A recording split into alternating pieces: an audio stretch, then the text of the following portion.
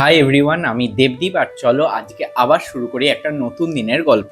So আজকে আমরা যাচ্ছি একটু ফার্নিচারের দোকানে। অ্যাকচুয়ালি সুকন্যার বাড়ির জন্য কিছু নতুন ফার্নিচার কিনতে চাই, তো সেই জন্যই আমরা চলে গিয়েছিলাম বাগুইআটিতে। এই বাগুইআটি স্মার্ট বাজারের পাশের বিল্ডিংটাতে কিন্তু অনেক কটা ফার্নিচারের আউটলেট আছে, আর সেই বিল্ডিং এর চারটে ডিফারেন্ট আউটলেটেই আমরা কিন্তু একবার করে ঢু মেরেছিলাম। অ্যাকচুয়ালি আমি এটা বলবো না যে তাদের কাছে ফার্নিচারের কালেকশন কম ছিল, বাট আমরা যে টাইপের জিনিসটা চাইছিলাম সেটা আমি কোথাও পাচ্ছিলাম না। তো দেন সুকন্যাকে অনলাইন ঘেটে আমি সাজেস্ট করলাম নাগের বাজারে যাওয়ার জন্য। আর এই যে ক্লিপসটা এখন দেখছো, এটা নাকি সোশ্যাল মিডিয়াতে বলে গ্রিন ফ্ল্যাগ। মানে ভাবো, আমরা তো খেলার মাঠে যাকে চিনি না তারও জুতোর ফিতে বেঁধে দিতে দুবার ভাবি না। অ্যাকচুয়ালি সোশ্যাল মিডিয়া কিছু সিম্পল জিনিসকে এমন শো অফের জায়গায় নিয়ে চলে যাচ্ছে যে এইসব বেসলেস থিংগুলি নাকি একটা সম্পর্ক ভাঙা আর গড়ার কারণ হয়ে দাঁড়াচ্ছে। যাই হোক, এরপর নামে বৃষ্টি, আর তাই জন্য আমি আর সুকন্যা দুজন মিলে এম বাজারে ঢুকে কিছুটা উইন্ডো শপিং এর মাধ্যমে সময় কাটিয়ে ফাইনালি রওনা দিলাম নাগের বাজারে মড ফান ইন্টেরিয়ারের উদ্দেশ্যে। এই মড ফান ইন্টেরিয়ারটা আছে ডায়মন্ড প্লাজার 3rd ফ্লোরে। এনাদের কালেকশন এবং বিহেভিয়ার দুটোই ভালো, এবং গুগলে এনাদের রেটিং কিন্তু 4.8।